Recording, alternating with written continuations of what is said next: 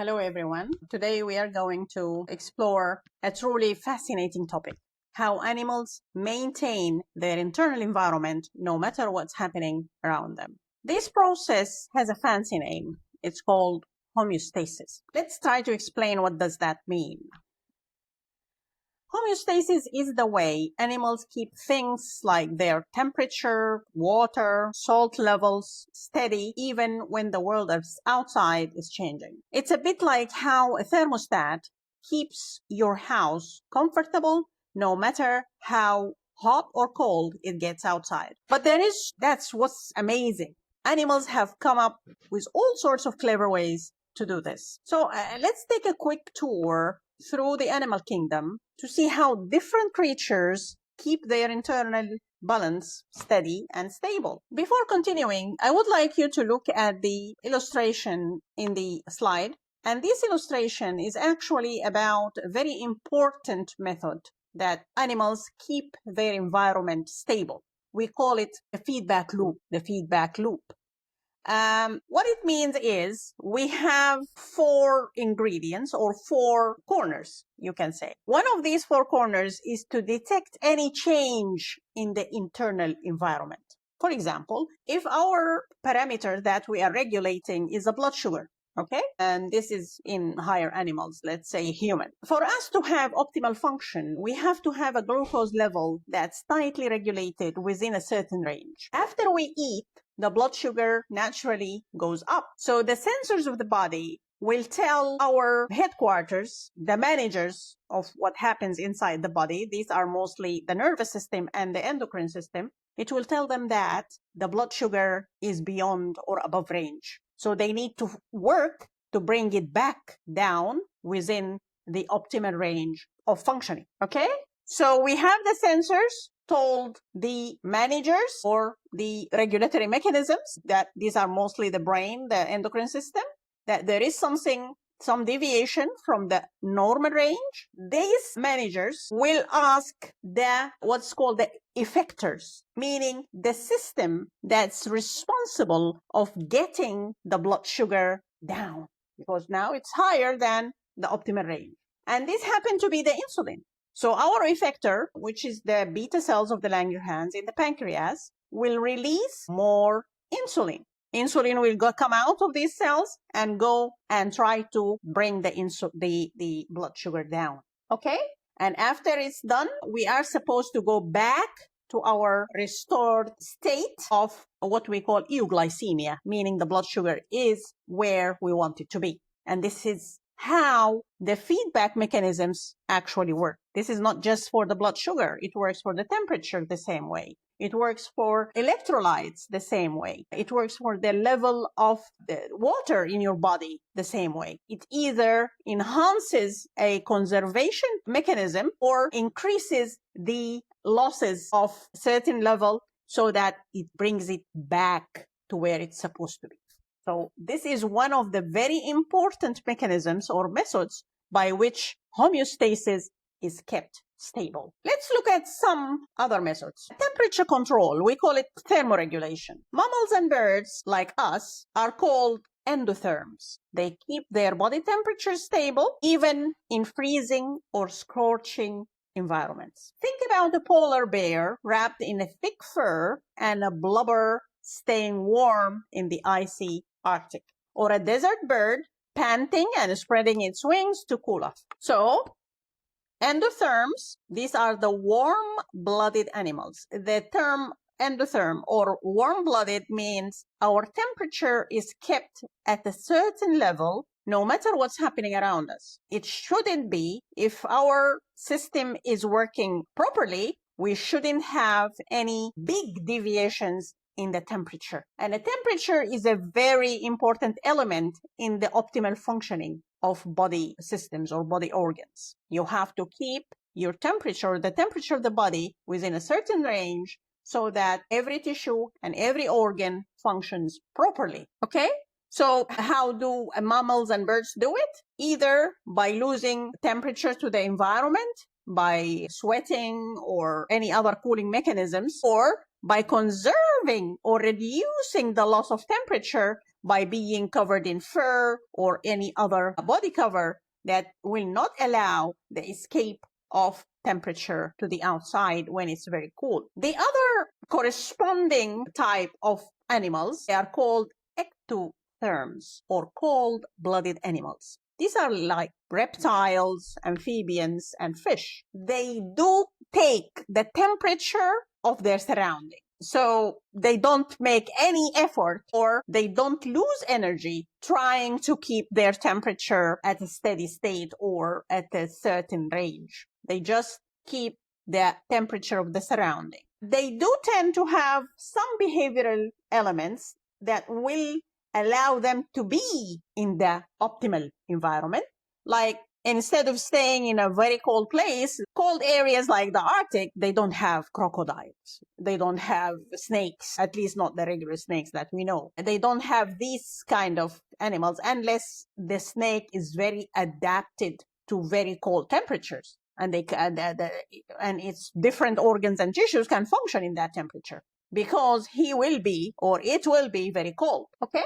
They have this pattern of seasonal activity. They do hide in certain seasons and come out and be very active in other seasons, which are warmer. So it's mostly some behavioral adjustments to accommodate the fact that they can't really regulate their temperature. Okay, these are some of the behavioral adaptations that different animals take to try to help their bodies be within. For example, polar bears or polar animals like the Arctic fox use specialized adaptations to survive extreme cold. Yes, it's an endothermal organ, but still you need to help your body, and you need to adopt these mechanisms that will help or minimize the loss of heat. Because at some point, if you don't have similar or these behaviors or adaptations, you will die of cold.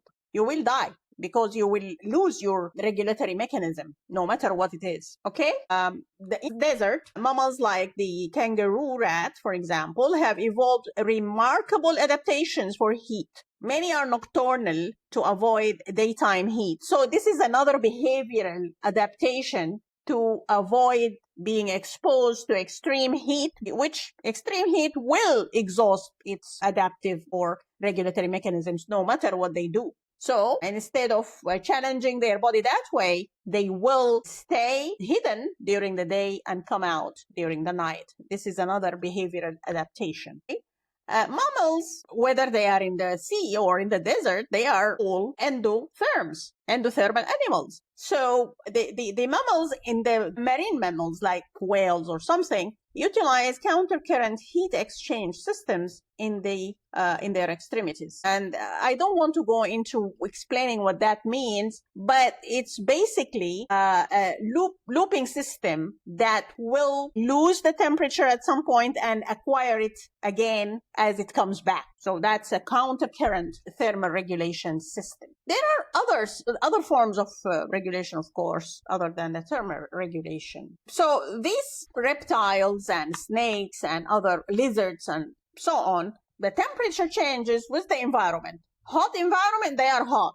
Cold, they are cold. So as I said, they adopt these behavioral changes or behavioral mechanisms to adapt to different weathers around them. Now, let's talk about a different parameter other than the temperature. Let's talk about water and salt balance. We call it osmoregulation.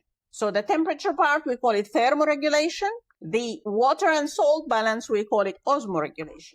Fish are masters at this. Freshwater fish are constantly taking in water, so they need to get rid of the extra water by producing lots of dilute urine. As you know, the way fish actually extract oxygen from the water is by the water crossing through their mouth, and then it goes through the gills for oxygen to be extracted.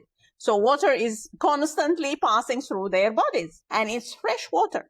Fresh water means the solute content is very low. We call it hypotonic in medicine. This hypotonic solution, which is basically water. Water have negligible amounts of salt or electrolytes. Okay, and if it constantly doing that and the body is exposed to this, there is a danger of misregulating or dysregulating the amount of salt, and of course relative to the huge amount of water. So how do they manage that? How do they manage to keep their salt and water content stable and within homeostatic range? They lose lots and lots of dilute urine. Whatever comes in is excreted through the kidneys as dilute. That's one way. So let's see how saltwater fish does it. We are dealing here with the opposite process, with the opposite challenge, which is we are taking too much salt relative to the amount of water. I mean the fish, the saltwater fish. So they lose water to the salty ocean because of that. It's osmosis, okay? More salt, meaning water comes in, okay? Or water goes to wherever there is less water, depending on the concentration of the water or the salt. So what do they do to maintain the balance? As a result of the movement of water out of their bodies, they pump out the extra salt. They pump out the extra salt. We don't have to go through how that is done, but that's how they maintain their salt and water regulation, which is osmoregulation. Animals do or allow the environment to do the work. For example, oysters and clams, for example, are osmoconformers. They don't regulate anything. They just go with a called osmoconformers. They let their internal salt levels match the water around them. So their cells and their organs, they don't actually care how much salt or how much water is there. They do conform with whatever is surrounding them. So they don't make any effort because, you know, these activities actually require energy, require a lot of systems dedicated to do that function. When you drop the ball and you just go with whatever is around you, this means you are not spending any energy, you are not spending any effort trying to correct anything. Hence the name, osmoconformers. Okay, it saves energy, but it means they can only live where conditions don't change too much. Still, you have to maintain a certain range, and some conditions might be deadly for them. Now, let's come to the blood sugar. I gave you the example of the blood sugar earlier, but higher animals like mammals, like us, used hormones. We have two hormones. They have opposing functions. Insulin and glucagon. As I said, when you eat, glucose level goes up, the body is triggered, or the feedback loop is triggered, and as a result, insulin level increases, corresponding to this increase in glucose level. And insulin functions by reducing the blood sugar down to where it's supposed to be. We have a range, okay? The opposite happens when you are fasting. When you fast for a few hours, your blood sugar drops. So the body sends a signal to the endocrine system and the nervous system that the body's blood sugars are low. We need more glucose. Who can provide that? Glucagon.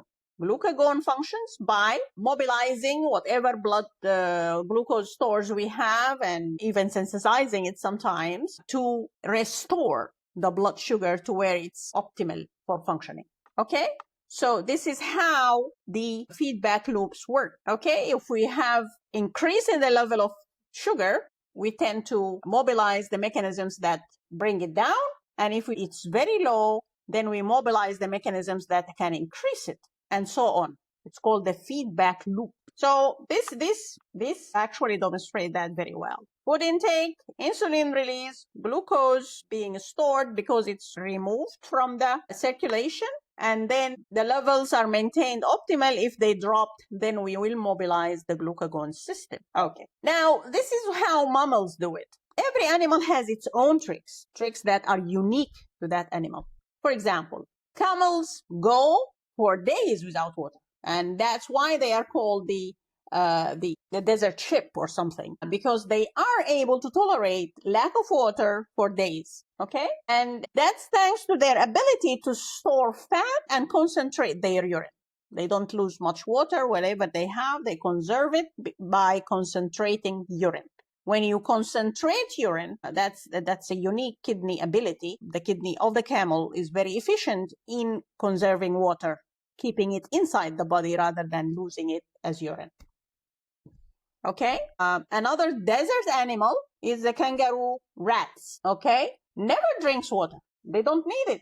They don't drink at all. They get all they need from seeds that they eat. But unfortunately, and that will be discussed in medicine in details if you go to the medical field, that sometimes these regulatory mechanisms actually fail. Okay, like if the regulatory mechanism that's responsible of regulating glucose failed, you end up having diabetes. Diabetes basically means elevated blood sugars chronically, all the time. They are high all the time. Why? Because insulin is incapable of doing what's supposed to do. Failed in this regulation process. Okay? And as a result of having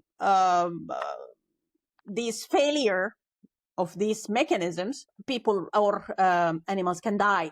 For example, the mechanism that's responsible of keeping the temperature, okay, if it failed, people can go into heat strokes and hyperthermia, and they die as a result, meaning your regulatory mechanism failed, you are exposed to very high temperatures, and your body or the tissues are not able to function anymore, and they start failing, and you are eventually you can die, or you go into a very critical state. Okay, if you lost a lot of water, that's one thing that through osmoregulation we need to keep in a very tight, narrow range: the water content and the salt content of our blood. If you became dehydrated and you lose too much water, again, this will impact a lot of tissues and a lot of organs, and you start having organ failure if you were not actually resuscitated by giving you water through the IV or other means. So failure of these mechanisms can be devastating.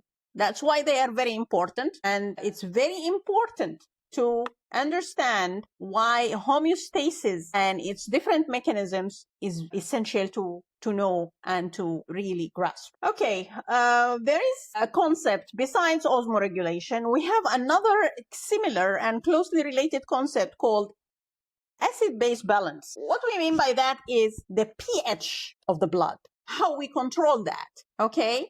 The acidity of the blood, alkalinity of the blood, and how buffers work together to maintain it within a very tight range. Again, this is one of the very important parameters that will need to be maintained at a narrow range so that our body systems function optimally. Okay, and we have, as I said, these systems in existence. We call them buffers to maintain these from fluctuating at a wide range. It should be kept within a very narrow range. So if you are an animal in the desert, as we mentioned, the camel, the kangaroo rat, these animals have their own adaptations. Kangaroo rats, they don't need water at all. They extract it from the seeds they eat. Their body systems are that efficient in conserving and extracting water even from dry seeds. They have kidneys that concentrate urine to the max. They minimize water loss. And of course, we mentioned the behavioral part, or the behavioral issues that they adopt to try to minimize exposure to heat, minimize exposure to the sun, and of course, in that way, they prevent water losses. Okay, so many different mechanisms to maintain the internal environment of these animals and allow them to live in a very hostile environment like the desert environment. As we mentioned, failure of these mechanisms will lead to these consequences. Thermoregulation fails, you get heat strokes or hyperthermia. Osmoregulation fails, you get dehydrated. Glucose regulation fails, you get diabetes. Acid-base balance fails, you get metabolic acidosis, and it's a devastating situation because you start having organ failure as a result of this state. Okay, there are mechanisms that are used across species to maintain this internal stability. I mentioned the feedback mechanisms and the feedback loops. They are used by all species, basically. When they sense there is a derangement or an abnormality within the internally, okay, they immediately attempt to correct that by the counter current or the counter mechanism to bring it back to where it's supposed to be. So this is a very common cross-species mechanism or method to regulate the internal milieu or the internal environment. Some mechanisms, as we saw with the camel, with the kangaroo rat, and other similar organisms, to allow them to adapt to very harsh or unusual environments, they need to really make their own unique adaptations. So there is another concept that you need to understand. It's called system integration. When it comes to countering a certain derangement within a parameter, usually you have multiple organs working towards that goal. You have your circulatory system, for example, the heart, the blood vessels, and the blood itself circulating faster when there is a lot of heat within the body. And the skin works by dissipating this heat in the form of sweat or other forms. So these are multiple organs working towards one goal, which is lose the excess heat so that we are back to our regular or our normal range of temperature. Okay, so this is basically what you need to understand about homeostasis, and it's a very important and essential concept that needs to be understood if you would like to understand biology in general. It's essential for life. And animals, as we saw, use a mix of body structures, behaviors, and internal processes to keep things steady, no matter what the environment throws at them. Next time you see a lizard sunbathing or a dog panting on a summer day, remember, you are witnessing homeostasis in action. Okay? Thanks for joining me on these journeys through the animal kingdom survival secrets, and see you next time. Please join my channel so that I know what I'm doing is actually helping you, and comment on the quality of these videos. And if you would like to see a specific topic discussed, please feel free to suggest it in the comments below. Thank you.